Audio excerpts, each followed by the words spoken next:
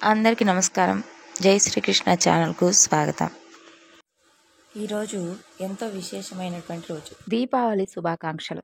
దీపావళి రోజున తప్పకుండా వినవలసినటువంటి కొన్ని కథల గురించి తెలుసుకొని స్వామి అమ్మవార్ల అనుగ్రహాన్ని పొందుదాం. శ్రీహరి యొక్క వైకుంఠ ద్వారపాలకులైనటువంటి జయ విజయులు శాపవశాన రాక్షసులుగా, దితి కశ్యప ప్రజాపతి యొక్క పుత్రులుగా హిరణ్యాక్షుడు, హిరణ్యకశ్యపుడు అనేటటువంటి పేర్లతో పుడతారు. వీరిలో హిరణ్యాక్షుడు భూమండలాన్ని మొత్తాన్ని కూడా తీసుకుని వెళ్ళి సముద్ర గర్భంలో దాచిపెడతాడు. దాంతో భూమండలాన్ని మరలా తిరిగి పైకి తీసుకొని రావాలని చెప్పి శ్రీహరి వరాహ అవతారాన్ని ధరించి వజ్ర సమానమైనటువంటి తన యొక్క కోరతో హిరణ్యాక్షుణ్ణి అంతమొందించి భూమిని పైకి తీసుకొని వస్తాడు. ఆ సమయంలో వారికి ఒక పుత్రుడు కలుగుతాడు. ఆ పుత్రుని చూసి నిషిద్ధ కాలమైనటువంటి సంధ్యా సమయంలో కలవడం వలన కలిగినటువంటి ఆ పుత్రుడు కాబట్టి అతనిలో అసురు లక్షణాలు వచ్చాయని చెప్పి శ్రీహరి భూదేవికి చెబుతాడు. ఆ మాటలకు బాధపడినటువంటి భూదేవి ఎప్పటికైనా శ్రీహరి బిడ్డను సంహరించేస్తాడని చెప్పి భయపడిపోయి తన బిడ్డకు రక్షణ ప్రసాదించమంటూ వరాన్ని కోరుకుంటుంది. దానికి విష్ణుమూర్తి సరేనని చెప్పి తన తల్లి చేతుల్లోనే ఇతనికి మరణం ఉంటుందని చెప్పి హెచ్చరించి అక్కడి నుండి అంతర్ధానమవుతాడు స్వామి.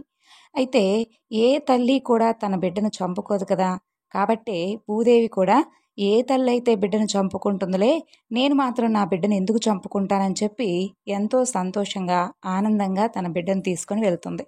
ఆ తరువాత ఆ పిల్లవాడికి నరకుడు అని పేరు పెడుతుంది. తరువాత నరకుడిని జనక మహారాజుకు అప్పచెప్పి విద్యాబుద్ధులు నేర్పించమని చెప్పి అడుగుతుంది. ఆ విధంగా జనక మహారాజు యొక్క పర్యవేక్షణలో పెరిగి నరకుడు ఇంకా ఎంతో శక్తివంతుడుగా మారతాడు. అలా పెరిగి పెద్దవాడైన తరువాత అతను కామాఖ్యను రాజధానిగా చేసుకొని ప్రాగ్యోతిష్యపురం అనేటటువంటి రాజ్యాన్ని చక్కగా పరిపాలిస్తూ ఉండేవాడు. కామాఖ్యలో ఉన్నటువంటి అమ్మవారిని తల్లిలాగా భావిస్తూ చక్కగా పూజిస్తూ నియమ నిష్ఠలతో అమ్మవారిని శ్రద్ధగా పూజిస్తూ ఉండేవాడు. అలా తన రాజ్యంలో ఉన్నటువంటి ప్రజలందరినీ కూడా ఎంతో చక్కగా పరిపాలిస్తూ ఉండేవాడు నరకుడు. అయితే ఆ విధంగా కొన్ని యుగాల పాటు గడిచిపోతూ ఉంటాయి. తర్వాత ద్వాపర యుగంలో అతనికి పక్క రాజ్యమైనటువంటి శోణితపురానికి రాజైనటువంటి బాణాసురుడితో ఇతనికి స్నేహం ఏర్పడుతుంది. బాణాసురుడు స్త్రీలందరినీ కూడా తల్లిలాగా భావించడాన్ని నిరసిస్తూ ఉండేవాడు. అతని దృష్టిలో కేవలం స్త్రీ అనేది ఒక భోగ వస్తువులాగా చూస్తూ ఉండేవాడు. అతని ప్రభావం చేత ఈ నరకాసురుడు కూడా మెల్లగా అమ్మవారి పూజలు చేయడం మర్చిపోతాడు. పూర్తిగా అమ్మవారి పూజలను కూడా ఆపివేస్తాడు. ఇక ప్రపంచంలో ఉన్నటువంటి ఇతర రాజ్యాల మీద దండయాత్ర చేసి ఆయా రాజ్యాలలో ఉన్నటువంటి రాజకుమార్తెలందరినీ కూడా బలవంతంగా ఎత్తుకొచ్చి తన రాజ్యంలోనే బంధించి వివాహం ఆడదలుస్తాడు. ఆ విధంగా 16,000 మంది రాకుమార్తెలను బంధిస్తాడు. ఇక వరాహస్వామి సతి భూదేవికి కలిగినటువంటి సంతానమే ఈ నరకాసురుడు కాబట్టి దేవపుత్రుడే అయినా కూడా పుట్టినటువంటి వేళా విశేష ఫలితంగా నరకాసురుల్లో రాక్షసత్వమే ఎక్కువగా నిండిపోయి ఉంటుంది. అలా ఆ తరువాత కాలంలో నరకాసురుడు కామరూపాధిపతిగా మారతాడు. నరకాసురుని యొక్క రాజ్యానికి రాజధాని ప్రాగ్యోతిషం. ఇతని వాహనం సుప్రతీకం అనేటటువంటి ఒక ఏనుగు. ఇక అమ్మవారిని ఎలాగో ఉపాసించి చక్కగా అమ్మవారి ద్వారా అనేక వరాలను పొందుతాడు ఈ నరకాసురుడు. ఆ తరువాత బాణాసురుడితో స్నేహం మొదలుపెట్టినప్పటి నుండి అమ్మవారిని కూడా పూర్తిగా మర్చిపోతాడు. అప్పటికే అనేక వరాలను పొంది ఉంటాడు. దాంతో తనను తాను అత్యంత బలవంతుడిగా భావించుకుంటాడు. ఆ యొక్క వరగర్వంతో సకల లోకవాసులను, దేవతలను విడిచిపెట్టకుండా ప్రతి ఒక్కరినీ కూడా హింసించడం ప్రారంభిస్తాడు. దాంతో నరకాసురుడి యొక్క ఆగడాల నుండి రక్షించండి స్వామి అంటూ బాధితులందరూ కూడా శ్రీ మహావిష్ణువును స్మరిస్తారు. చివరిగా నరకాసురుడు స్వర్గంపై దండయాత్ర చేస్తాడు. స్వర్గాధిపతి ఇంద్రుని తరిమివేసి స్వర్గాన్ని కూడా ఆక్రమించేస్తాడు.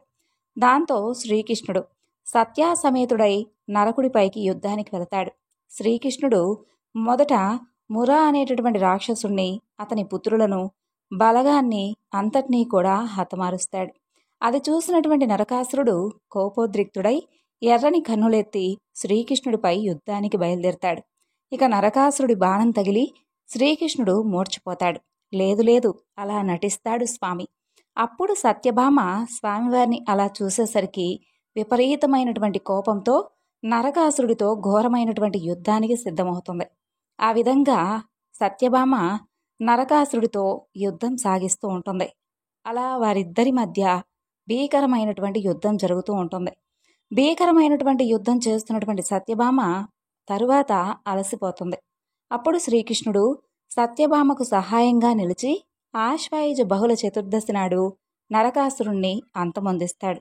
దాంతో తమ కష్టాలు తొలగిపోయాయని చెప్పి సంతోషించి మరునాడు సకలలోకవాసులందరూ కూడా దీపాలను వెలిగించి సంబరాలను జరుపుకుంటారు. అప్పటి నుండి దీపావళి పండుగ జరుపుకోవడం ఆచారమైనట్లుగా మన యొక్క పురాణ కథనం. ఇక శ్రీకృష్ణుడికి నరకాసురుడి వరం గురించి తెలుసు. అందుకే భూదేవి స్వరూపమైనటువంటి సత్యభామను నరకాసురుణ్ణి వధించమని చెప్పి కోరుకుంటాడు. నరకాసురుణ్ణి వధించడానికి బయలుదేరినటువంటి సత్యభామకు శ్రీకృష్ణుడు రథసారథిగా చక్కగా పక్కనే తోడుంటాడు. ఇక నరకాసురుడి యొక్క సంహారం జరిగినటువంటి రోజు నరక చతుర్దశిగా జరుపుకుంటాం. తరువాత రోజున దీపావళి జరుపుకుంటాం. ఇప్పుడు ఈరోజు తప్పకుండా వినవలసినటువంటి కథల్లో శ్రీ మహాలక్ష్మీదేవి ఉద్భవించినటువంటి వృత్తాంతాన్ని ప్రతి ఒక్కరూ కూడా వినాలి. మరణాన్ని కూడా దరిచేర్చినటువంటి వృత్తాంతం ఇది. అమ్మవారి అనుగ్రహం సంపూర్ణంగా ఉండేటటువంటి వృత్తాంతం ఇది.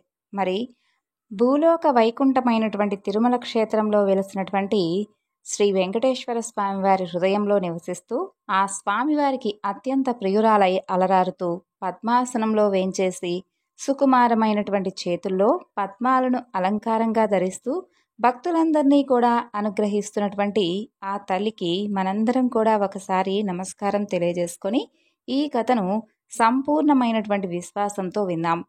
ఈ విశ్వంలో సకల శుభాలను అనుగ్రహించేది, సర్వ ఐశ్వర్యాలను ప్రసాదించేది, సర్వభక్తుల కోరికలను తీర్చేటటువంటి అమృతమూర్తి శ్రీమన్నారాయణుల వారి ప్రియసఖి శ్రీ మహాలక్ష్మీదేవి. ఆ అమ్మ ఉన్న చోట సర్వ సౌభాగ్యాలు నిలయమై ఉంటాయని మనందరికీ తెలిసిన విషయమే. అలాగే దేనికి కూడా కొదవనేది ఉండదు. ఆ జగన్మాతను ఆరాధించే వారికైతే ఇక ఆ తల్లి సర్వ సౌభాగ్యాలను, సర్వ ఐశ్వర్యాలను, అలాగే అద్భుతమైనటువంటి తేజస్సును కూడా ప్రసాదిస్తుంది. ఆ తల్లిని ఎవరైతే త్రికరణ శుద్ధిగా కొలుస్తారో అలాంటి వారికి ఇక జీవితం అంతా కూడా ఎలాంటి లోటు లేకుండా శుభప్రదంగా జరుగుతూ ఉంటుంది. బ్రహ్మదేవుని మానసపుత్రులలో భృగు మహర్షి మొదటివాడు. ఆయన భార్య పేరు ఖ్యాతి. సకల విద్యాపారంగతుడైనటువంటి భృగు మహర్షి ఒకనాడు ఆదిపరాశక్తి యొక్క అనుగ్రహాని కోసం తపస్సును ప్రారంభిస్తాడు. ఎంతో కఠోరంగా తపస్సు చేస్తూ ఉన్నటువంటి భృగు మహర్షి తన యొక్క దృఢ సంకల్పానికి మెచ్చి ఆ తల్లి ఒకనాడు ప్రత్యక్షమవుతుంది. అప్పుడు ఆ మహర్షి ఆదిశక్తి అయినటువంటి ఆ తల్లిని అనేక విధాలుగా స్తుతిస్తాడు. అందుకు ఆ జగన్మాత ఎంతో సంతోషించి ఏదైనా కానీ వరం కోరుకోమంటూ భృగు మహర్షిని అనుగ్రహిస్తుంది. అప్పుడు భృగు మహర్షి ఎంతో ఆనందించి ఆ తల్లితో ఇలా అంటాడు, తల్లి జగన్మాత, నీవు ముల్లోకాలను ఏలే శక్తి స్వరూపినివమ్మా. నీ అనుగ్రహం వల్ల సమస్త జీవకోటి సుఖంగా జీవిస్తూ ఉన్నారు. మహాశక్తి స్వరూపినివైనటువంటి నీ అంశలతోనే పార్వతి, సరస్వతి, గాయత్రి అవతరించారు. నీలో ఉన్నటువంటి శక్తి స్వరూపమే పార్వతిగా మహాదేవుని అర్ధాంగిగా వెలుగొందుతుంది. ఇక సర్వ విద్యలకు అధిదేవతగా బ్రహ్మదేవుని ప్రియసఖిగా భాసిస్తుంది నీలో ఉన్నటువంటి సరస్వతి రూపం. ఇక మూడవదైనటువంటి వైభవ కళ మహాలక్ష్మి స్వరూపాన్ని నాకు కుమార్తెగా అనుగ్రహించు తల్లి అంటూ అర్థిస్తాడు. ఇక జగజ్జనని ఆ మహర్షిని అనుగ్రహించి ఆ విధంగానే జరుగుగాక భృగా అంటూ ఆశీర్వదిస్తుంది. ఇక భృగువు ఎంతో ఆనందించి జగన్మాతను ఎన్నో విధాలుగా స్తుతిస్తాడు. ఆ తరువాత ఆ తల్లి అక్కడి నుండి అంతర్ధానమవుతుంది. ఆ మహర్షికి ఏమైతే వరమిస్తుందో ఆ విధంగానే తన యందలి ఐశ్వర్యమైనటువంటి కళతో మహాలక్ష్మిగా అవతరిస్తుంది.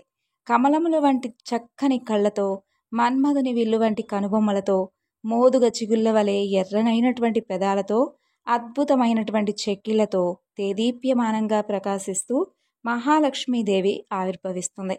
జగజ్జనని, జగన్మాత మహాలక్ష్మి, నీకివే మా నమస్కారములు. ఒకనాడు శ్రీమన్నారాయణుల వారు ఘోరమైనటువంటి తపస్సును ఆచరిస్తాడు. అయితే ఆ తపస్సును చూసినటువంటి ఇంద్రుడు ఎలాగైనా సరే స్వామివారి తపస్సును భంగపరచాలని చెప్పి కొంతమంది అప్సరస్సులను పంపిస్తాడు. ఆ అప్సరసలు ఎన్నో రకాలుగా చక్కగా అభినయిస్తూ ఎంతో అందమైనటువంటి కొన్ని భంగిమలతో నాట్యం చేస్తూ శ్రీమన్నారాయణుడి యొక్క తపస్సును భంగం చేయడం కోసం ఎన్నో రకాలుగా ప్రయత్నాలు చేస్తారు. అయితే శ్రీహరి ఏమాత్రం చెలించక తన యొక్క విశ్వరూపాన్ని వారికి ప్రదర్శిస్తాడు. దేదీప్యమైనటువంటి దివ్యమైనటువంటి ఆ విశ్వరూప దర్శన తేజస్సుకు తట్టుకోలేక ఆ అప్సరసలు దేవలోకానికి తిరిగి వెళ్ళిపోతారు. ఇక శ్రీహరి అప్సరసలకు విశ్వరూపంలో దర్శనమిచ్చాడని చెప్పి తెలుసుకున్నటువంటి మహాలక్ష్మి ఆ స్వామినే భర్తగా పొందాలని చెప్పి భావిస్తుంది.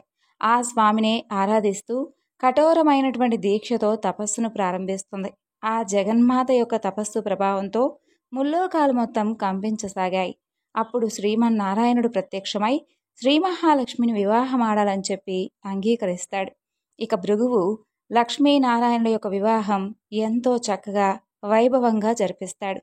ఇక స్వర్గలోకపు అధిపతి అయినటువంటి ఇంద్రుడు ఒకనాడు అధికంగా సురాపానం సేవించి అలా వెళుతూ ఉంటాడు. అలా వెళుతూ ఉండగా అతనికి దూర్వాస మహర్షి కనిపిస్తాడు. దూర్వాస మహర్షి కనిపించి పారిజాత పుష్పాన్ని ఇంద్రుడికి బహుకరించిస్తాడు. సురాపాన ప్రభావంలో ఉన్నటువంటి దేవేంద్రుడు ఆ యొక్క పారిజాత పుష్పాన్ని తన ఐరావతంపై ఉంచుతాడు. అక్కడితో ఆ యొక్క పుష్ప దివ్య ప్రభావం చేత ఐరావతం ఎంతో దివ్యంగా నాట్యం చేస్తూ స్వర్గాన్ని విడిచిపెట్టి వెళ్ళిపోతుంది. అది తెలుసుకున్నటువంటి దూర్వాసుడు మహేంద్రుడు కావాలని తనను అవమానించాడని చెప్పి భావించి అతను తనకు ఉన్నటువంటి సర్వ సంపదలను కోల్పోనుగాక అంటూ శపిస్తాడు. ఆ విధంగా ఆ యొక్క మహర్షి శాపంతో దేవేంద్రుడు సర్వ సౌభాగ్యాలను కూడా కోల్పోతాడు. ఇంద్రలోకం మొత్తం కళావిహీనంగా మారిపోతుంది. అప్పుడు శ్రీ మహాలక్ష్మి దేవలోకం విడిచిపెట్టి సముద్ర గర్భంలో దాక్కుంటుంది. సర్వము పోగొట్టుకున్నటువంటి మహేంద్రుడు తాను చేసినటువంటి తప్పులన్నీ తెలుసుకొని ఎంతో చింతిస్తూ చేసేది లేక శ్రీహరి వద్దకు వస్తాడు. శ్రీమన్నారాయణుల వారిని ఇంద్రుడు ఈ విధంగా ప్రార్థిస్తాడు. స్వామి, కరుణామయ, కృష్ణ, జగన్నాథ, జగద్రక్షక, నీకివే నా నమస్కారములు. ఇంద్రలోకపు భోగభాగ్యాలను అనుభవిస్తూ అప్సరసల నాట్యాలతో సురాపానంతో ఒళ్ళు మరిచి దుర్వాస మహర్షి యొక్క ఆగ్రహానికి లోనయ్యాను.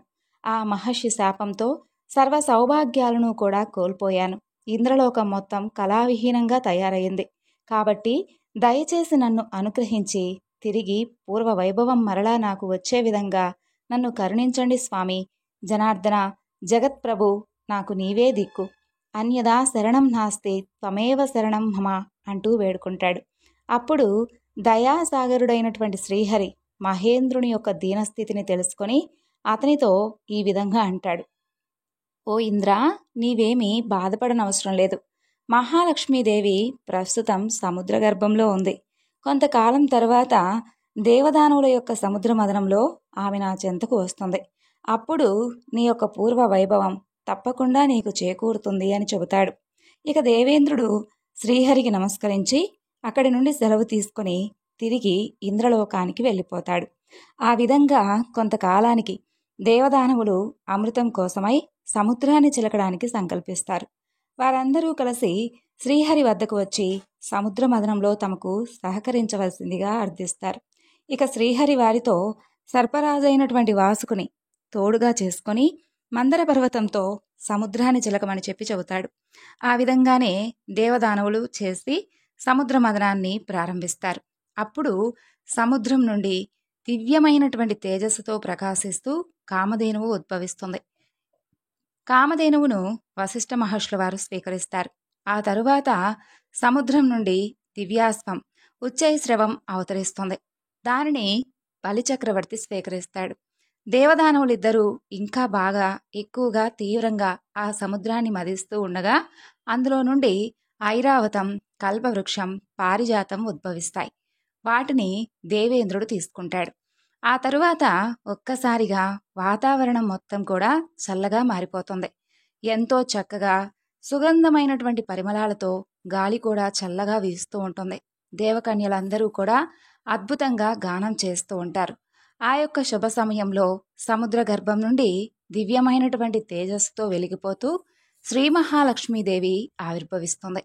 ఆ తల్లి ఎంతో చక్కగా, అందంగా, ఎంతో సౌందర్యంగా ఉంటుంది. అయితే ఆ తల్లి సౌందర్యానికి దేవదానవులందరూ కూడా ఆశ్చర్యపోతారు. ఎవరి నోట మాట రాదు. అప్పుడు క్షీరసముద్రరాజతనయ శ్రీ మహావిష్ణువును సమీపించి స్వామివారి మెడలో పుష్పమాల వేస్తుంది. శ్రీహరి శ్రీ మహాలక్ష్మిని అర్ధాంగిగా స్వీకరిస్తాడు. ఇక అదంతా చూస్తూ ఉన్నటువంటి బ్రహ్మాది దేవతలందరూ కూడా వారిరువురిని అలా చూసి ఎంతో సంతోషిస్తారు. ఆకాశం నుండి కూడా పుష్పవర్షం కురుస్తుంది. లక్ష్మీనారాయణులను దర్శించిన వారందరి భాగ్యం ఏమని చెప్పాలి? సర్వజీవుల హృదయాంతరాలలో అంతర్యామి స్వరూపంలో ఉంటూ సర్వజీవుల శుభాన్ని సుఖాన్ని చూసేటటువంటి నారాయణుడు ఒక పక్క, సర్వజీవకోటిని ఆప్యాయంగా అనురాగంతో అనుగ్రహించేటటువంటి జగన్మాత అయినటువంటి మహాలక్ష్మీదేవి ఒక పక్క. మరి వారిరువురి దర్శన భాగ్యంతో అక్కడ ఉన్న వారందరూ కూడా వారిని చూసి ఎంతో సంతోషించి ఎంతో మురిసిపోతూ ఉంటారు. వారిని దర్శించినటువంటి వారి భాగ్యం అంతా కూడా మనం చెప్పుకోవడానికి కూడా సరిపోదు. కాబట్టి ఈ విధంగా మరణాన్ని దరిచేరనటువంటి అమృతం కోసం దేవదానవులు పాల సముద్రాన్ని చిలుకుతూ ఉండగా ఆనాడు లక్ష్మీదేవి కూడా ఉద్భవించింది. సకల అష్టైశ్వర్యాలను ప్రసాదించేటటువంటి మహాలక్ష్మీదేవికి దీపావళి నాడు చక్కగా అమ్మవారిని పూజించి ఆ తల్లి అనుగ్రహం కోసం మహాలక్ష్మీదేవి యొక్క వృత్తాంతాన్ని తప్పకుండా వినండి. ఇక ఈ రోజున అమ్మవారి పూజ ఎంత ముఖ్యమో, అమ్మవారి గురించి వినవలసినటువంటి కథలు కానీ అమ్మవారి నామస్మరణ కూడా అంతే ముఖ్యం. మరి ఈ రోజున తప్పకుండా వినవలసినటువంటి కథల్లో మరొక చక్కని కథ గురించి తెలుసుకుందాం. పూర్వం ఒకప్పుడు కైలాసంలో పార్వతీదేవి పరమేశ్వరుని చూసి, ఓ ప్రాణనాథ, భూలోకంలో ఉన్నటువంటి మానవులందరూ కూడా ధనార్జన కోసం ఎడతెరిపి లేకుండా శ్రమపడుతూనే ఉంటున్నారు. అయినప్పటికీ వారిలో కేవలం అతి కొద్ది మంది మాత్రమే ఐశ్వర్యవంతులు కావడానికి, అత్యధిక సంఖ్యాకులు దరిద్రులుగానే ఉండిపోవడానికి కారణమేమిటి అని అడుగుతుంది. అప్పుడు పరమేశ్వరుడు చిరునవ్వు నవ్వి, దేవి, సర్వము కూడా వైభవ లక్ష్మీదేవి యొక్క దయను బట్టే ఉంటుంది. సమస్త సంపదలకు ధనధాన్యాలకు ఆ తల్లే అధిదేవత. కాబట్టి ఎవరైతే ఈ సత్యాన్ని తెలుసుకొని ఆ యొక్క వైభవ లక్ష్మి యందు భక్తి శ్రద్ధలు కలిగి ఉంటారో, సదా ఆమెను ఆరాధిస్తూ ఉంటారో, వైభవ లక్ష్మి యొక్క వ్రతాన్ని ఎప్పుడూ కూడా ఆచరిస్తూ ఉంటారో వారి పట్ల మాత్రమే ఆ తల్లి యొక్క కృపాకటాక్షాలు ప్రసరింపబడతాయి. అలా ఆమె దయకు పాత్రులైన వారు మాత్రమే తమ కృషిలో విజయులై అఖండ వైభవాలను సాధించగలుగుతున్నారు. ఎవరైతే ఆమెను తృణీకరించి ఆమె అనుగ్రహాన్ని విస్మరించి అంతా కూడా కేవలం వారి యొక్క స్వయం కృషేనని చెప్పి విర్రవీగుతారో, ఎవరైతే వైభవలక్ష్మి స్వరూపమైనటువంటి ధనాన్ని ఈసరించుకుంటారో వారు ఏనాటికి కూడా ధనవంతులు కాలేరు. వారి చేసినటువంటి కష్టమంతా కూడా వృధా అయిపోతుంది. కాబట్టి ఎవరైతే ధనవంతులు కావాలనుకుంటున్నారో వాళ్ళు అవశ్యం వైభవలక్ష్మి వ్రతాన్ని తప్పకుండా ఆచరించాలి. అప్పుడే ఆ తల్లి కరుణకు పాత్రులై అఖండ సిరి సంపదలతో రాజవైభోగాలతో తొలతూగుతారు అని చెబుతాడు. అప్పుడు పార్వతీదేవి, ఓ ప్రభు, అసలు ఆ వైభవలక్ష్మి ఎవరు? ఆ తల్లి యొక్క చరిత్ర ఏమిటి? ఆ వ్రత మహత్యమేమిటి? నాకు పూర్తిగా సెలవివ్వండి అని చెప్పి అడుగుతుంది. అప్పుడు ఆ పరమేశ్వరుడు మరలా ఈ విధంగా చెప్పసాగుతాడు. ఓ దేవి, అత్యంత పుణ్యదాయకమైనటువంటి వైభవలక్ష్మి వ్రతాన్ని, అలాగే అసలు వైభవలక్ష్మి ఎవరు అనే విషయాన్ని చెబుతాను, శ్రద్ధగా విను అంటూ ఈ విధంగా చెప్పసాగుతాడు. దేవదానవులు క్షీరసాగరాన్ని మదించినప్పుడు వైభవలక్ష్మి ఆ యొక్క సముద్రం నుండి ఆవిర్భవించి లోకాలను కరుణించింది. ఆ సమయంలో ఇంద్రాది దేవతలందరూ కూడా చేసినటువంటి ప్రార్థనలను మన్నించి ఆ తల్లి 8 మూర్తులుగా భాషించింది. ఆ 8 మూర్తులే ఆదిలక్ష్మి, ధాన్యలక్ష్మి, ధైర్యలక్ష్మి, రాజలక్ష్మి, సంతానలక్ష్మి, విజయలక్ష్మి, విద్యాలక్ష్మి, ధనలక్ష్మి. ఈ 8 మూర్తులలో సర్వశ్రేష్టమైనదే ధనలక్ష్మీదేవి. ఆమెనే ఐశ్వర్యలక్ష్మి, వైభవలక్ష్మి అని పిలుస్తారు. సర్వ ఐశ్వర్య ప్రదాయని అయినటువంటి ఆ తల్లి మహాభిమాని. ఆమె యందు కొంచెం కూడా అపచారం జరిగితే అస్సలు మన్నించదు. అందుకు ఉదాహరణగా ఒక కథ గురించి చెబుతాను విను అంటే, పార్వతీదేవి ఎంతో సంతోషించి శ్రద్ధగా స్వామివారు చెబుతున్నటువంటి కథను వింటుంది. స్వామివారు ఈ విధంగా చెప్పసాగుతారు.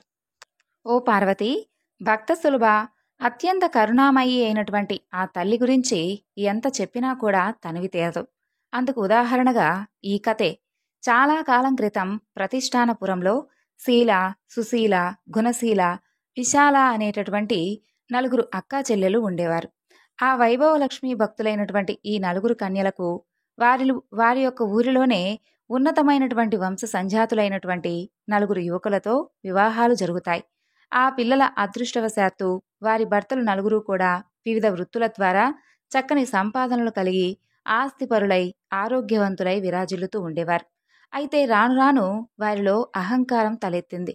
దైవ చింతన తగ్గింది.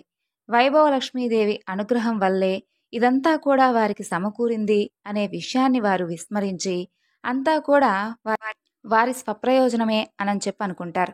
మహాపండితుడైనటువంటి శీలభర్తకు తన పాండిత్యం వల్లనే ప్రపంచం మొత్తం తనను గౌరవిస్తుంది అనే భావన కలుగుతుంది. అందులో మరి వైభవలక్ష్మి దయ ఏముంటుంది? నా నోట్లో విద్య ఉంది, ఎంత గొప్పవారైనా కానీ నాకు ధనాన్నిచ్చి సన్మానించక ఏం చేస్తారు అని భావిస్తాడు. ఇక ఎంతటి ధనవంతులైనా తన విద్య ముందు బలాదూర్ అనుకుంటాడు. అందుకు ఆ వైభవలక్ష్మీదేవి కోపగించి అతనికి తగినటువంటి గుణపాఠం చెప్పాలి అనుకుంటుంది. అంతటితో అతనికి ఉన్నటువంటి సంపాదన అంతా కూడా పూర్తిగా తొలగిపోతుంది. అతని పాండిత్యానికి విలువ లేకుండా పోతుంది. సంపాదించినటువంటి ధనమంతా కూడా ఖర్చయిపోతుంది. చివరికి కట్టుబట్టలతో మిగిలిపోతాడు. అతని దారిద్ర్యాన్ని చూసి సమాజం అతన్ని దూరంగా నెట్టిపారేస్తుంది. అతని కుటుంబం మొత్తం ఆకలి దప్పులతో అలమటిస్తూ ఉంటారు. ఇక రాజుగారి ఆస్థానంలో ఉపదళాధిపతిగా ఉండేటటువంటి సుశీల భర్త ఒకానొక యుద్ధంలో అపూర్వమైనటువంటి విజయాన్ని సాధించి రాజుగారి చేత గౌరవించబడి అహంకారంతో తన బలం ముందు ప్రపంచమంతా కూడా దాసోహమే అంటూ విర్రవీగుతాడు.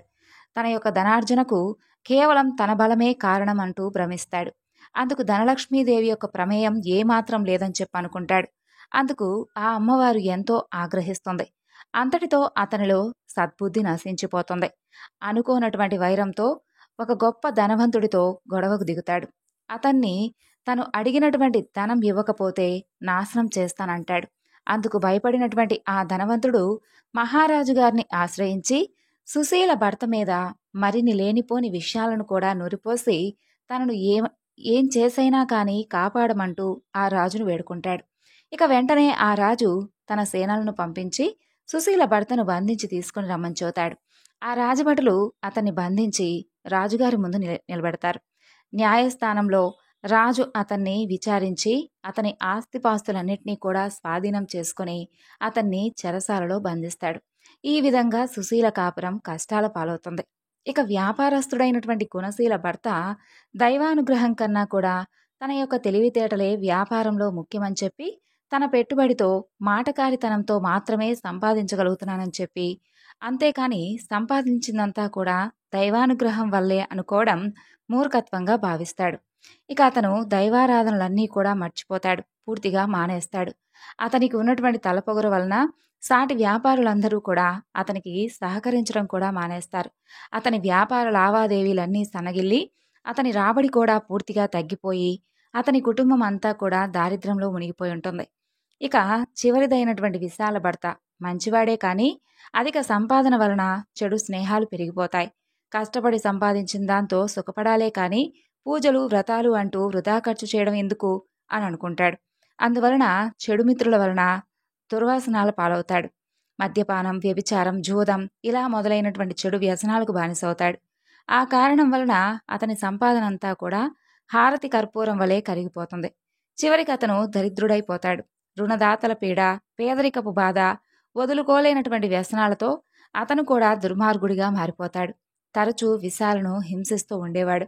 అయినా ఆ నలుగురు అక్కచెల్లెలు మాత్రం ఏదో ఒకనాటికి వారు నమ్ముకున్నటువంటి ఆ జగన్మాత అయినటువంటి వైభవలక్ష్మీదేవి తప్పకుండా వారిని అనుగ్రహిస్తుంది, తమ భర్తలను మంచిదారిలో పెట్టి తమకు పూర్వ వైభవాన్ని కలిగిస్తుంది అనేటటువంటి భావనతో కలిగి ఉండేవారు. ఇక తాము పస్తులు ఉన్నా పర్వాలేదు, తమ బిడ్డలకైనా రవ్వంత ఆహారాన్నైనా ప్రసాదించమంటూ పదే పదే ఆ లక్ష్మీదేవిని ప్రార్థిస్తూ ఉండేవారు. అందుకు ఆ అమ్మవారికి వారిపై దయ కలుగుతుంది. ఒకనాడు ఆ నలుగురు సోదరీమణులు కలిసి తనను ప్రార్థిస్తున్నటువంటి శుభ సందర్భంలో ఆ వైభవలక్ష్మీదేవి ఒక వృద్ధ స్త్రీ రూపంలో వచ్చి వారిని పలకరించి ఇలా చెప్పసాగింది. పిల్లలు, మీ భక్తి ప్రపత్తులను చూస్తూ ఉంటే నాకు చాలా ఆనందంగా ఉంది.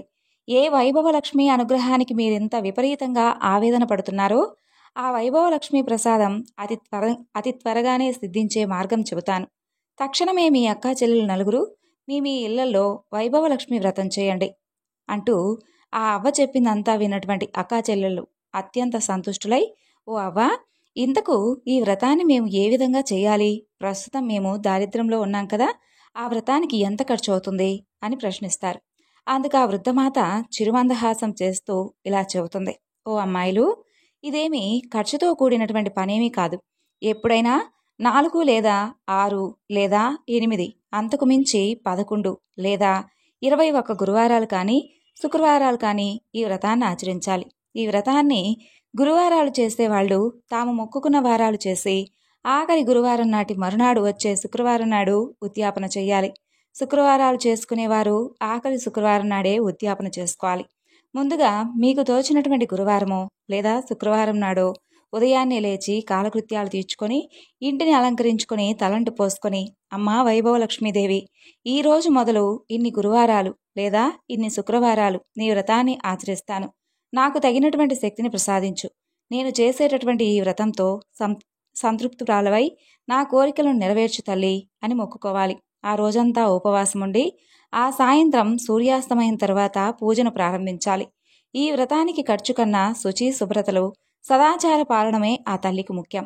ఏ ఇంట్లో వారైతే అతిథి అభాగ్యుతులకు దాసుల వలె ఉండి వారి పాదాలను కలిగి ఆ తీర్థం శిరస్సును చల్లుకొని తమకన్నా ముందుగా వారి భోజనాదులను ఏర్పరిచి సేవాదులు చేస్తూ ఉంటారో, ఏ ఇంట ధాన్యం దానం జరుగుతుందో, ఏ ఇంట దేవతలు సదా పూజింపబడుతుంటారో, ఏ ఇంటి వారు పరుల పట్ల శత్రుభావం లేకుండా ఉంటారో, ఏ ఇంటి ఇల్లాలు నిరాడంబరి అయి నిత్య సంతోషిగా ఉంటుందో ఆ ఇంట్లో వైభవలక్ష్మీదేవి స్థిరంగా ఉంటుంది. ఇక పూజ ప్రారంభించవలసినటువంటి సాయంత్రం సూర్యాస్తమయం తరువాత తూర్పు లేదా ఈశాన్య గదిలో శుభ్రంగా అలికి పంచావనములతో కానీ లేదా బియ్యం పిండితో కానీ అష్టదళ పద్మాలతో మొదలైనటువంటి ముగ్గులను పెట్టి దాని మీద నూతన వస్త్రాన్ని చతురస్రంగా పరిచి ఆ వస్త్రం మీద తగినన్ని బియ్యం పోసి దాని మీద బంగారం, వెండి, రాగి చెంబును కలశంగా అమర్చి అందులో 4 వైపులా 4 తమలపాకులు లేదంటే మామిడాకులు కాని ఉంచి వాటి మీద కొబ్బరికాయను దాని మీద రవికల గుడ్డను పెట్టి ఆ తరువాత ఒక ఎర్రని పువ్వును పాత్రలో ఉంచి అందులో బంగారం కానీ లేదా వెండి నగను కానీ ఉంచాలి. అందుకు కూడా శక్తి లేని వారు ఆ సమయానికి చలామణిలో ఉన్నటువంటి నాణ్యాన్ని ఉంచాలి. నేతితో దీపాన్ని వెలిగించి అగరత్తులతో ధూపం వేయాలి. అమ్మాయిలు, అమ్మవారికి లక్ష్మీ గణపతన్నా శ్రీచక్రమన్నా చాలా ఇష్టం. కాబట్టి ముందుగా లక్ష్మీ గణపతిని శ్రీచక్రాన్ని పూజించి తర్వాత వైభవలక్ష్మిని అర్చించాలి. పూజలో తీపి పదార్థాన్ని నివేదన చేయాలి. ఈ పూజలో వెండి, బంగారం లేనటువంటి పక్షంలో పసుపు కొమ్ములను ఉంచి పూజించాలి. ఇక తీపి పదార్థం చేయలేని వారు బెల్లం, పటిక బెల్లం, పంచదార అయినా నివేదించవచ్చు. ఏదైనా నలుగురికి పంచగలగాలి. పూజ తర్వాత బంగారు, వెండి నాణ్యాన్ని భద్రపరుచుకోవాలి. కలశంలో నీటిని సంతానాన్ని కోరుకునేవారైతే మామిడి చెట్టు మొదట్లో కానీ, సౌభాగ్యాన్ని కోరుకునేవారైతే తులసి చెట్టు మొదట్లో కానీ, అనుకూల దాంపత్యాన్ని కోరుకునేవారైతే మల్లె లేదంటే పూల చెట్లు మొదట్లో కానీ పొయ్యాలి. కేవలం ధనాకాంక్షతో చేసేవారు మాత్రం ఆ నీటిని వారే స్వీకరించాలి. మండపం మీద బియ్యాన్ని పక్షులకు వెయ్యాలి. ఇలా వ్రతాన్ని ఆచరించడం వలన నిరుద్యోగులు ఉద్యోగవంతులవుతారు. అలాగే వివాహం కాని వారికి వివాహం జరుగుతుంది. దరిద్రులు ధనవంతులవుతారు. ఏ కోరికలుంటే ఆ కోరికలు నెరవేరుతాయంటూ ముగిస్తుంది ఆ వృద్ధమాత. ఇక తక్షణమే ఆ అక్క చెల్లెలు నలుగురు వారి వారి తాహతును బట్టి 4, 8, 11, 21 వారాల పాటు ఆ వ్రతాన్ని మొక్కుకుంటారు. తర్వాత వచ్చే శుక్రవారం వ్రతాన్ని ఆరంభిస్తారు. నలుగురు కూడా కడుపేద వాళ్లై ఉండడం వలన నలుగురు రాగి కలశాలను వాడుకుంటారు. అందరికన్నా అధిక దరిద్రురాలైనటువంటి శీల కలశంలో రాగి నాణ్యాన్ని నుంచి పూజిస్తుంది. సుశీల రూపాయి నాణ్యాన్ని నుంచి పూజిస్తుంది. గుణశీల తన ఇంట్లో ఉన్న వెండి నాణ్యాన్ని నుంచి పూజిస్తుంది. చివరిదైనటువంటి విశాల తన ముక్కెలను ఉంచి ధనలక్ష్మిగా ఆరాధిస్తుంది. ఎవరు ఏ ఏ రూపాల్లో ఆరాధించినా వారి హృదయంలో ఉన్నటువంటి భక్తి భావననే ప్రధానంగా స్వీకరించే తల్లి ఆ లక్ష్మీదేవి. వారు వ్రతం ప్రారంభించిన తర్వాత అతి కొద్ది సమయంలోనే శీల భర్త యొక్క పాండిత్యం ప్రాచుర్యం పొంది అందరితోనూ గౌరవించబడి తిరిగి అతనికి సంఘంలో గౌరవ మర్యాదలు లభిస్తాయి. తరువాత వారు ఉన్నతులవుతారు. సుశీల ఆచరించినటువంటి వ్రత ఫలితంగా వారి రాజ్యానికి ఒక యుద్ధం ఏర్పడుతుంది. ఆ యొక్క యుద్ధ నిమిత్తం అంతకు పూర్వమే లబ్ధప్రతిష్ఠుడైనటువంటి సుశీల భర్తను విడుదల చేసి అతన్నే దళాధిపతిగా అభిషేకించి యుద్ధానికి పంపించక తప్పదు. ఆ విజయం సాధించడంతో అతన్ని చక్కగా అతనిపై ఉన్నటువంటి నేరాలన్నీ కూడా మన్నింపబడి దళపతిగా స్థిరపడతాడు. అంతటితో సుశీల కుటుంబం కూడా బాగుపడుతుంది. ఇక ఆకస్మికంగా ఏర్పడినటువంటి వ్యాపార మార్పుల వలన కొన్ని ప్రత్యేకమైనటువంటి దినుసుల ఎగుమతి దిగుమతి విషయంలో గుణశీల భర్త వెలుగులోకి వస్తాడు. ఇతర వ్యాపారస్తులందరూ కూడా అతన్నే ఆశ్రయిస్తారు.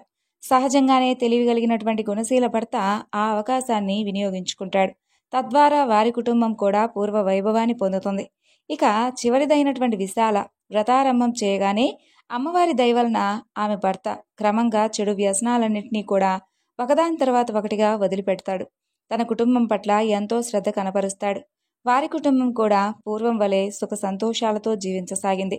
కాబట్టి స్త్రీలు కానీ పురుషులు కానీ ఆబాల గోపాలు ఎవరైనా కానీ తనను పూజిస్తే తక్షణమే ఆ తల్లి కరుణించి వారి కోరికలను నెరవేరుస్తుంది.